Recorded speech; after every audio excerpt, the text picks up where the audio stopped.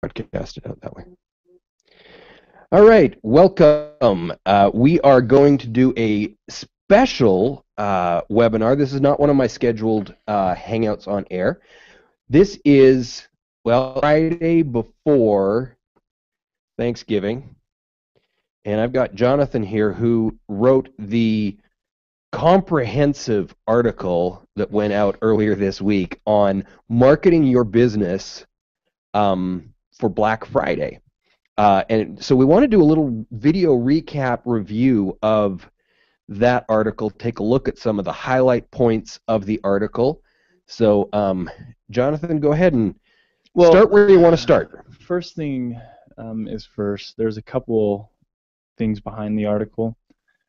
The big thing is it's the trend. It's the wave of the moment. You know, it's in marketing. You want to catch as many waves as you possibly can. It's very similar to surfing, and you know, Black Friday this month, it's phenomenal because I don't know if people realize just the amount of traffic involved for Black Friday online. And I mean, so it's one of the motivations behind the article. I mean, it's just a little insider secret here, but just for example, I mean, we're looking at in the next week, 7 days, probably over 5 to 10 million searches just based around this holiday, and that's per day. 5 million searches a day for, you know, that's broad searches, you know, long tail, anything around Black Friday, and it's pretty fascinating. I mean, if you look at the numbers. So when I say broad searches, I mean that includes the long tail terms around Black Friday and the short tail terms. The long tail terms are kind of like, what can I get for Black Friday? People will type in stuff like that.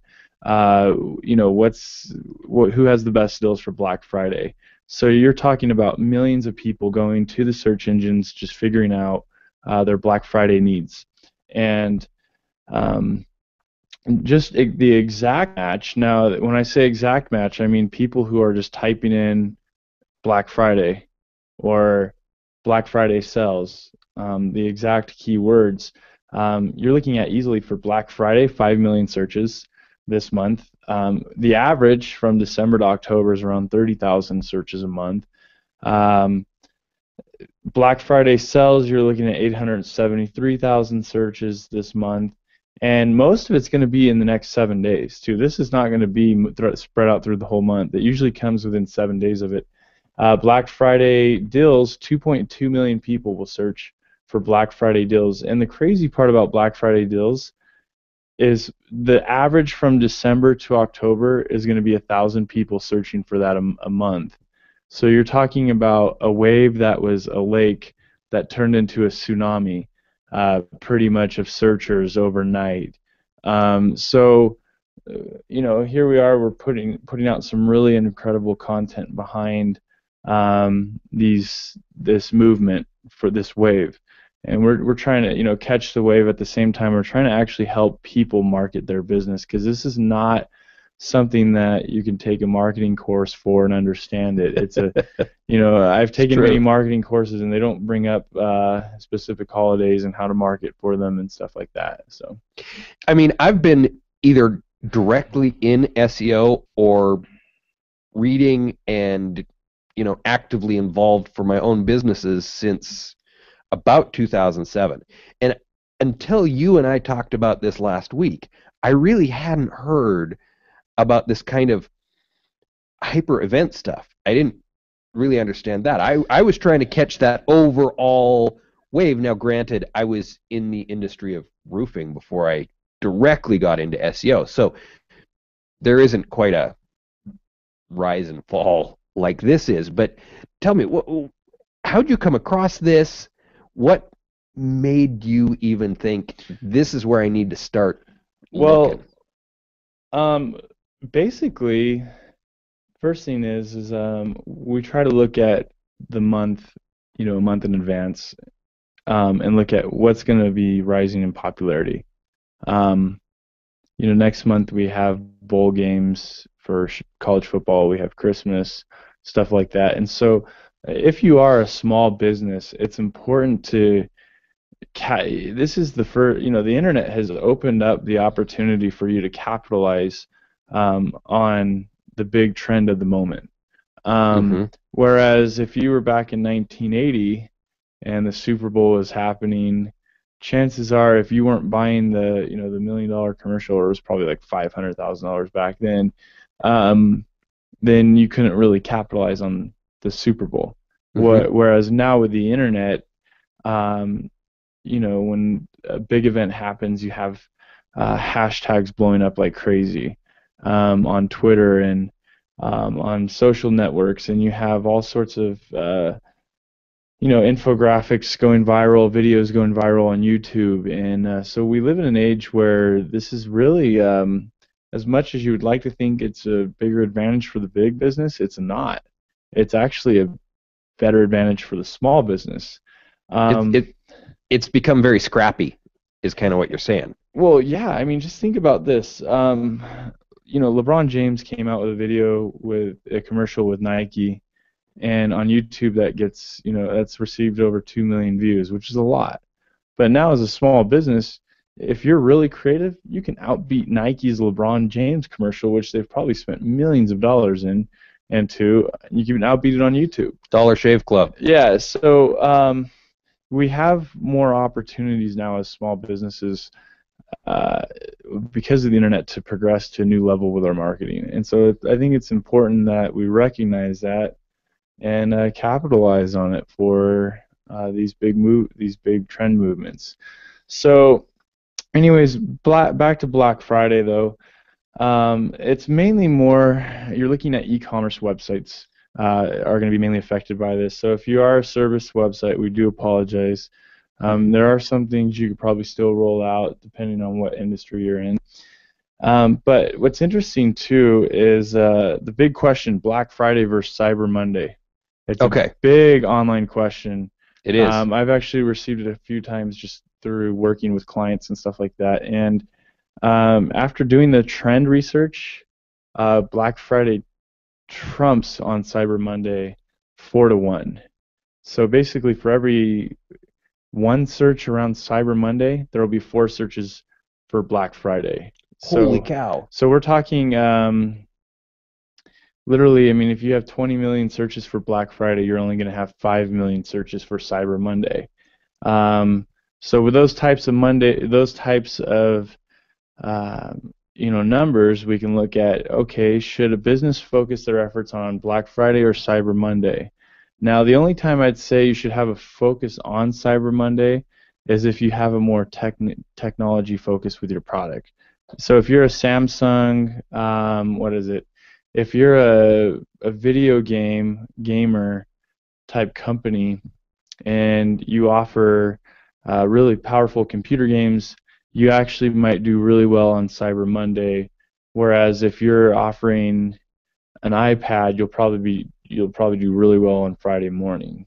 So Well, and also, of course, the businesses that are non-brick and mortar are going to do well, like Zappos, um, you know.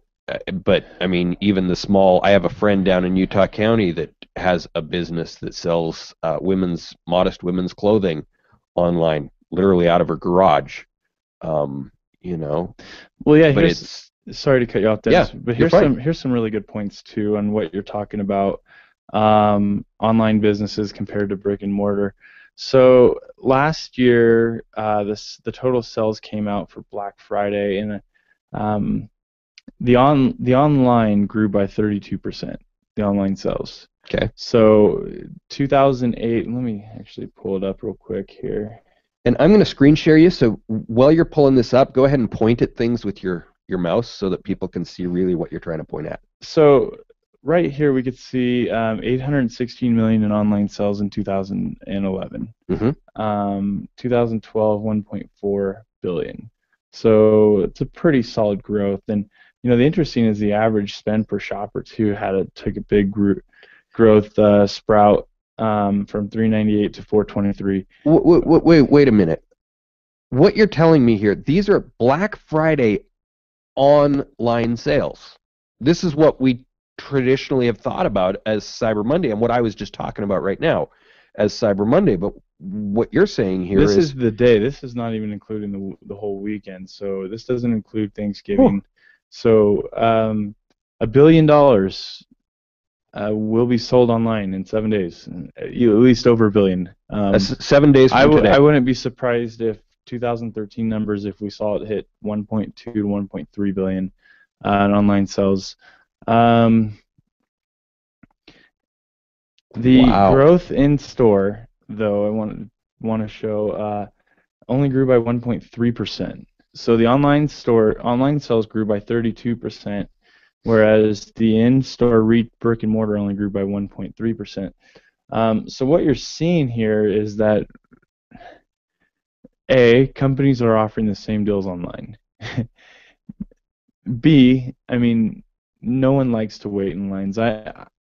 First of all, I'm I love sleep.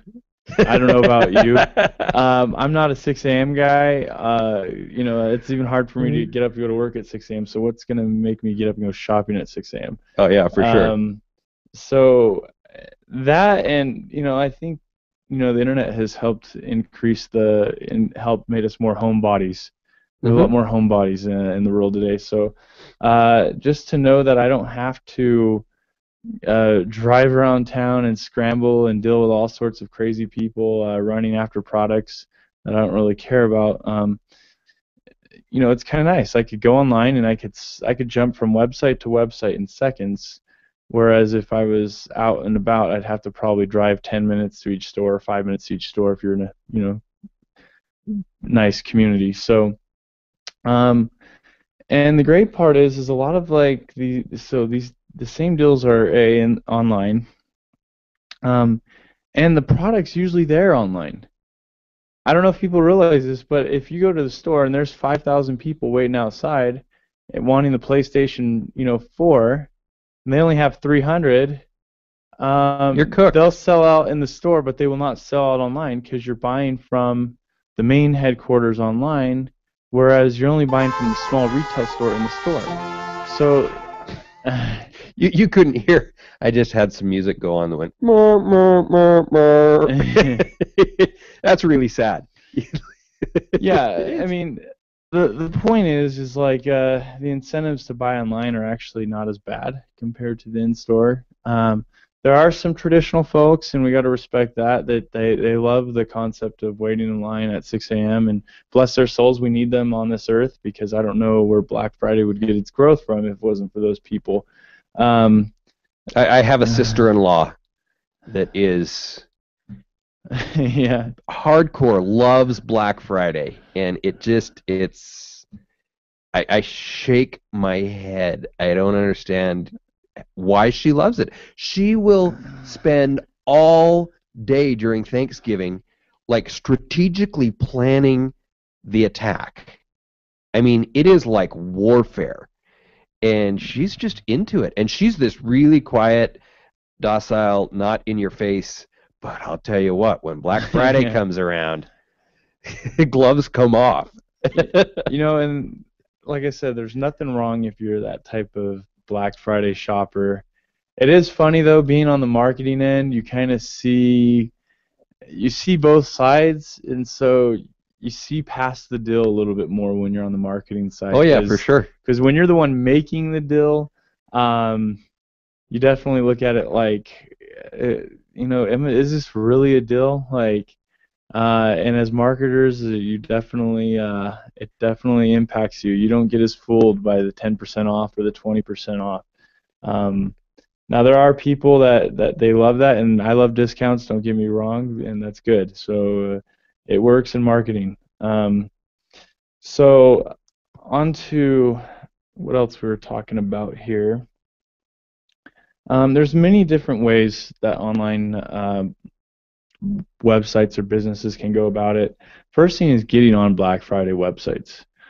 These websites generally work their whole year around this holiday. They do all their content development, their link building, you name it, for this specific holiday. And so chances are you're not going to beat them. Because as a business, you're probably maybe working a few weeks out of the year to do really well for Black Friday online. These guys work the whole year. So have you looked up some of the behemoths of the Black Friday websites that you're talking about? I mean, can you name some URLs? Well, yeah, so like BlackFriday.com, which bought out most of the Black Friday websites, they're a pretty big deal. Offers.com, DealNews.com, they have big Black Friday sections. Um, Anyways, there's a whole, and there's more to this list. There's a whole group of Black Friday websites, and the point is like you're not going to beat them out. Um, It's true. so if you can't beat them, join them, and that's use it as a channel to get your product out on, and that's what a lot of big businesses have done, and small businesses have kind of shied away from it. Um, it does take money, advertising money, but it's a good channel to consider placing your advertising instead of having it on a traditional billboard that might cost you $1,000 a month that might not even do anything. So just another thought. Deal of the day websites. We've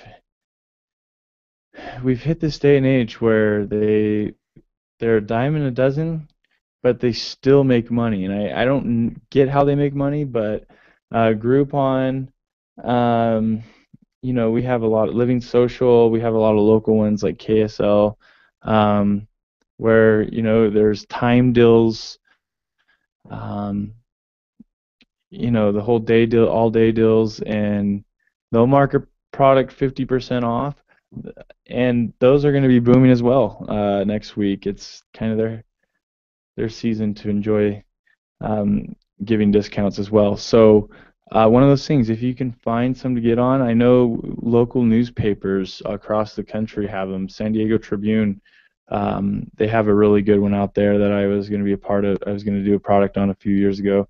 So yeah, it's a big thing. Another thing was the hashtagging, the social media. Yeah. This is one thing that blew me away. How many people will hashtag Black Friday come Friday morning? I mean, we're looking at per second, around 3,000 to 4,000 hashtags per second, just on hashtag Black Friday. So Target, they did a really good thing this year. I mean, their marketing departments, they were right on the ball. They were the first ones to buy hashtag Black Friday, the ad space for hashtag Black Friday, first on Twitter. So, the amount of impressions they're going to get is going to be insane, first of all. So, and the thing is with hashtags, it is difficult. This is probably one of the most, you have to be as creative and as innovative with hashtag marketing. You can't just throw up a bunch of hashtags and expect, hey, they're going to see my name and come to me. But if you do have some really cool deals that you want to offer to people through Twitter, and just say 70% off this, if you find this hashtag, type in this code, people will find it. Let's touch just on hashtags a little bit, because even though hashtags at this point are now available on basically all platforms of social media, they have personalities. They don't function the same way on, say, Instagram, which pretty much the best way to search anything on Instagram is the use of hashtags. So that's really how you find stuff on Instagram, okay? Yeah. So dropping big lists of hashtags on Instagram is appropriate and even thought of as cool. You go do that on Google Plus, people are going to blow you up. They're going to be so mad. 2-3 hashtags and, that's it. And keep in mind, Google Plus automatically reads your content and throws a hashtag or two up there. On Facebook, hashtags are different than the others because if you hashtag on a page, like a business fan page, then that hashtag is live to the world. But if you and I hashtag with each other on our personal pages, only you and I and those who follow us can see those. So hashtagging on Facebook's a little more personal. If you're trying to use this for marketing, those little nuances are really going to be vital to how effective you're going to be at Yeah, hashtag Black Friday. knowing the social engines is a big thing. You know, Instagram is definitely the spammy hashtag arena where you could throw up 30 and it's cool, people enjoy it, and then They do. They literally enjoy it. It's kind of fun, and I enjoy it there. But yeah, I'm still, I enjoy the hashtags. I still think it's a little awkward, especially some of them, but it's cool. I mean, it's weird clicking on them though, and you see all these weird posts about that hashtag or something. It's just kind of funny. You could find some weird stuff when you click on hashtags and you scroll down because you're just about anywhere. You're basically connecting with the general public, and there's some funny things, and everybody has their opinions. And there's a new science behind hashtag marketing, though. I mean, we had a guy, here at the office, actually former managers here, management. They created a hashtag SEO chat, and now people join the conversation all the time on Twitter, and they hashtag SEO chat, and there's actually a lot of communicating through the hashtag going on, and so there's relationship building, communication going on with the hashtag marketing, and that's the most ideal way. If you could have an audience, build a brand, brand out a hashtag, and build a community, like a forum where you're communicating about that specific hashtag. That's the way I think it is to go. Mm-hmm. It is a way to get impressions on your name. It's not easy because people don't like to be spammed or advertised to, even most of the time with hashtag marketing. So yeah, it really takes a bunch of creativity, and sadly sometimes the creativity doesn't even work. So it's just something to consider, though, for Black Friday marketing. yeah. And the key with, in this day and age, the key with any of these online marketing, it's how you effectively overlap various things. Just your comment to me yesterday, Dennis, none of your videos have any text underneath them. There's no description. I mean, little things like that. And then, taking a video and putting it in, it's these overlapping, and same thing with the hashtags. If you want the hashtags to work really well, you better have something behind that hashtag. Once somebody comes to it, the tweet or whatever it is needs to be interesting enough that it carries them down the path of building that relationship, as you said. Yeah, starting a conversation, developing a relationship, moving away from spamming. You can't use hashtags to spam; it just doesn't work. You could try. If it works for you, that's great. I still haven't met anybody who it works for. So. Yeah. One thing that I like to do with hashtags on Instagram specifically is, if you ever look at any of my posts there, the very last hashtag will be like a joke about what I've written about. And it's like, there's no way somebody else is using this 45-letter hashtag, and you've got to notice the camel capping in order to even make out what it is. It's my little, I think I'm funny. But then again, my kids don't think I'm funny at all. So, but yeah, you can have fun. You can have a lot of fun with hashtags if you understand them.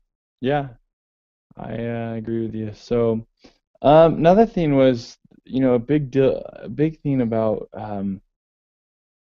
Black Friday marketing is it's all about the deal.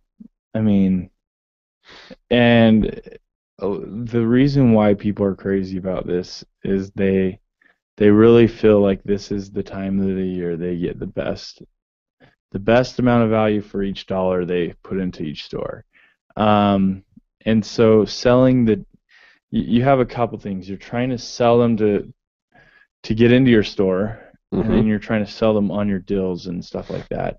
And that's really difficult because you're still trying to make profit, and that's where you might have to be a little bit more aggressive and break even on some products. And you might have to do that online if you want to be effective online, and hopefully they'll buy other products that will have a higher profit margin. But yeah, the deal marketing is a huge deal, and this is, you know, Christmas time coming up. It's not affordable to buy gifts for everybody in the family, and you got kids and you got parents, and uh, Christmas is a very expensive time. Even like people that are traditionally doing very well, uh, this time of the year they buckle down to find the best deals because you still have to pay the bills in December, Mm-hmm. but you have to unload, the presents as well. And so deal marketing is very crucial. And if you ignore deal marketing for Black Friday, I could see a lot of failure happening in your strategy. So it's just something to also consider when you're marketing. That deal can be really important for guys like me. Have I ever told you how many kids I have? Yeah, you said 8 kids, 8 kids. which is amazing. Deal So marketing can be a big deal. yeah, 8 kids. It's an intense Christmas. So That's true. I mean, so anyways, a few other things. PPC. Yeah. I love PPC. I'm a big PPC fan. Interesting thing about PPC is there's a local side to it. You don't have to tackle the big words. Um, and the big companies are going to be all over all the big Black Friday words, and it's going to be really difficult to compete with them. And there will even be some big companies that will be in the local Black Friday terms. But there will be a great amount of people come next Friday that are going to look for deals in their specific area. And they're going to type in the city, they're going to type in all sorts of local terms plus the Black Friday keywords. I would take advantage of that. Yeah. Even if you're a national business, you could still market Salt Lake Black Friday business deals. Get on those AdWords for that. Mm-hmm. And if you do over 200 cities, 300 cities, even the smallest towns or the biggest towns, you're going to get a big spike in traffic. It's going to increase conversions as well because those are people specifically looking for Black Friday deals in their area, and you're just showing them here's some Black Friday deals online that are relevant to what they're looking for. So Good advice. don't be afraid to be aggressive with your local strategy for Black Friday. Product deals as well for Black Friday, PPC. If you offer, Nike shoes at your store online, or if you offer, let's say, baseball gloves or sports equipment, um, feel free to type, to go after the Black Friday terms for that product. Um, so it could be hats, Black Friday hat deals, stuff like that. I do need more hats, by the way. Yeah, and if you get a good amount, in your campaign, if you're aggressive and you go for over 100 to 200 words, you'll see a spike. And so it's all about being strategic and doing it right. So Good deal. Good deal. That was some really helpful advice for businesses. Hopefully, people have found, you know, a nugget within this that can help them in, marketing their business, whether it's local, online, or national. yeah, and this is not just for the businesses as well. This is also for the consumer. Because if you're the consumer and you're looking for the deal, you can look for them through the hashtags. You can look through them through the PPC, the search engine terms. So I hope everybody's getting something out of this, regardless if you own a business or not. Because we know everybody doesn't own a business, and especially if you do own a business, you might not own an e-commerce business online. Correct. Correct. So you can reverse engineer this entire presentation as a consumer to utilize what's going on to help you find better deals, Mm-hmm. being smart. Yep. And just this year, this is going to be the first year you can actually hashtag search in Google.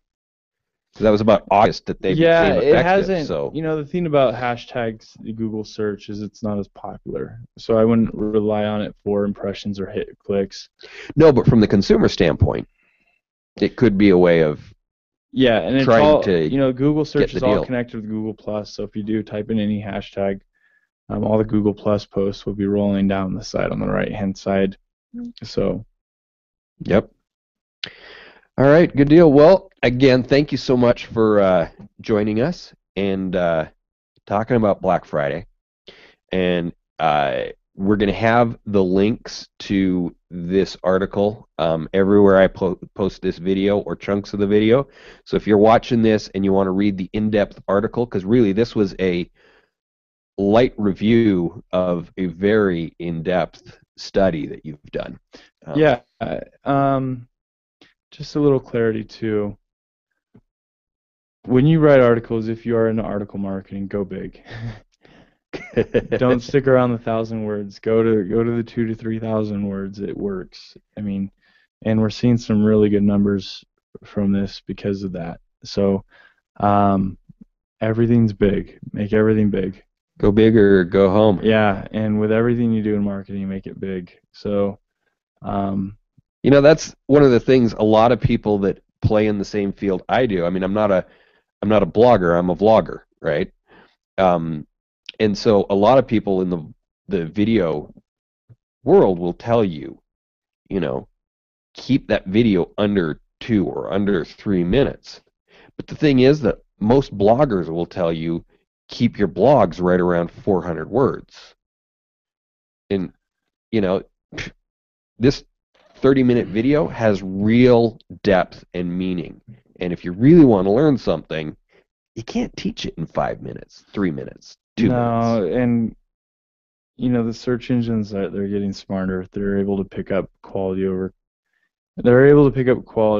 and they're recognizing that quality sometimes is in the blog posts that have the biggest quantity. Mm-hmm. Yeah, I mean, it's 500-word blog posts are a dime a dozen. It doesn't really make you different. So I'm a big fan of lengthier posts, and there's some SEO critics out there that actually believe in the same thing, that it's all about having 2,000 plus. A 2,000 plus blog article will outbeat a smaller article with links going to it any day. So there you go. Some great SEO advice. We lost your camera while you were saying that, but you were on the microphone. Great SEO advice from a guy who knows SEO right here from SEO.com. Sure. All right. Well, thanks for watching. Enjoy your Friday next week, however you're going to spend it. Me, I'm going to be right here in this seat, actually, during the whole thing. We're doing a special Black Friday edition of Network Roundtable. So, yeah, I'm not going to go shopping. But thanks for watching. I hope you found this helpful. Reach out to Jonathan. Yeah, feel free to add me on Google Plus. I'd love to hear from you guys. Yeah, so. Circle both of us up. Question us, anything. Speaking of hashtags, I'll throw out my personal promoted hashtag, #AskTheDeuce. So I'm monitoring that through mention Captain all the time. Deuce. Captain Deuce. young Deuce. You're on a mission to give me a new nickname. Yeah. All right. Thanks a lot, Jonathan, and I'm sure we'll have you back as you continue to write these totally awesome articles. Thanks.